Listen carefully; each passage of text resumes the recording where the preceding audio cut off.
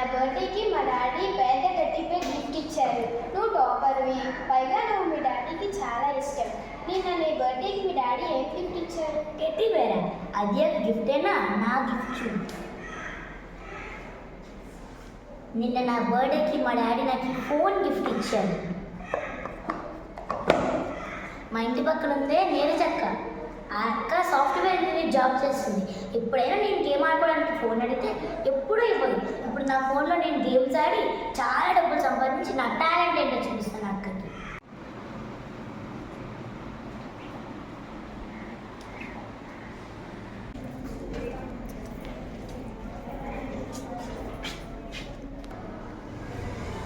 రేపు ఎగ్జామ్స్ అన్నీ వచ్చేసా?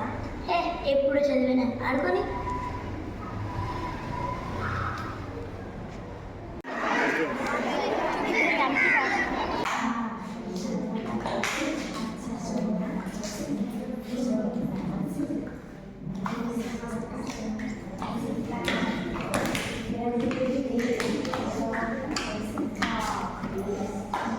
ఈ ఎగ్జామ్లో 95 మార్క్స్తో ఫస్ట్ వచ్చింది అని మనసు. సో లాస్ట్ ఎగ్జామ్లో ఫస్ట్ వచ్చింది రమ్య, 25 మార్క్స్తో ఈసారి లాస్ట్ వచ్చింది. ఎందుకు రమ్య, ఏమైంది?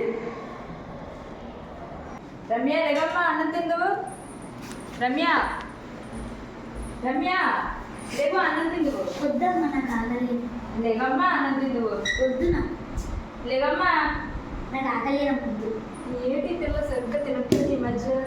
లేవు, సరిగ్గా తినట్లేదు, సరిగ్గా చదవట్లేదు. నాకు వద్దమ్మా. లేవు. రమ్య ఏంటిది, ఏం చేస్తున్నావు? పిచ్చి పని. చావు తప్ప ఇంకో దారి లేదు సార్, నన్ను ఆపండి సార్. ఏమైంది రమ్య, ఎందుకు ఎలాంటి నిర్ణయం తీసుకున్నావు? నా బర్త్డేకి మా డాడీ ఫోన్ గిఫ్ట్ ఇచ్చారు సార్. ఆ ఫోన్లో గేమ్స్ ఆడడం అంటే నాకు చాలా ఇష్టం. ఒకరోజు నేను గేమ్స్ ఆడుతున్నప్పుడు నాకు ఒక అన్నోన్ నెంబర్ నుంచి మెసేజ్ వచ్చింది. ఆ మెసేజ్ని క్లిక్ చేస్తే నేను బాగా గేమ్స్ ఆడుతున్నానని చెప్పి నాకు రివార్డ్గా మనీ ఇస్తానని చెప్పారు. నేను మా డాడీ అకౌంట్ నెంబరు, మా ఫోన్కి వచ్చిన ఓటీపీ చెప్పాను. వెంటనే మా డాడీ మా బాబాయ్ ఆపరేషన్ కోసం పొలం దాచిన 2 లక్షల రూపాయలు పోయాయి. ఇది మా డాడీకి ఎలా చెప్పాలో నాకు అర్థమవక ఒక పక్క టెన్షన్ పడుతుంటే నెక్స్ట్ డే పోలీసుల నుంచి కాల్ వచ్చింది. నేను ఇలా అన్నోన్ నెంబర్స్కి రెస్పాండ్ అయినందుకు నాకు ఫైన్గా 50,000 రూపీస్ కట్టమన్నారు. అది కట్టకపోతే నన్ను అరెస్ట్ చేస్తానని చెప్పారు. ఇవన్నీ మా ఇంట్లో తెలిస్తే నన్ను చంపేస్తారు సార్. అందుకే నేనే చచ్చిపోవాలనుకుంటున్నాను సార్. అన్ని సమస్యలకి చావు పరిష్కారం కాదమ్మా. మీ బాబాయ్ ఆపరేషన్కి డబ్బు ఏదో విధంగా సర్దుదాం. అలాగే నేను అరెస్ట్ చేస్తానని భయపడుతున్నావు, అదంతా ఫేక్.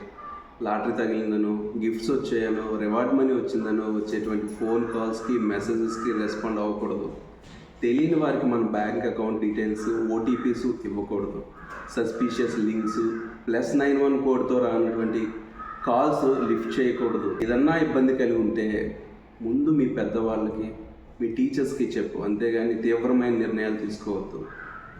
ఈ సైబర్ గురించి తెలుసుకోవడానికి, ఏదన్నా కంప్లైంట్స్ ఇవ్వడానికి 1930 కాల్ చేస్తే నీకు సహాయం అందుతుంది. సరైన సమయంలో స్పందించడం వల్ల ఈ అమ్మాయిని కాపాడుకోగలిగాం. కానీ ఎంతోమంది అమాయకులు ఈ సైబర్ మోసగాళ్ళ ఉచ్చులో చెప్పుకొని వారి విలువైన ధనాన్ని, అమూల్యమైన ప్రాణాలని కోల్పోతున్నారు. ఈ ప్రమాదాలు జరగకుండా ఉండాలంటే ఒకటే మార్గం, ఈ సైబర్ మోసాల పట్ల అవగాహన పొందడం. పాఠశాల స్థాయిలో విద్యార్థులకు, ఉపాధ్యాయులు కూడా ఈ సైబర్ మోసాల గురించి వివరించాల్సిన అవసరం ఎంతైనా ఉంది. తోటి వారితో చర్చించాలి ఈ సైబర్ మోసాల గురించి. అప్రమత్తంగా ఉందాం, ఈ సైబర్ దాడులకు గురవ్వకుండా ఉందాం.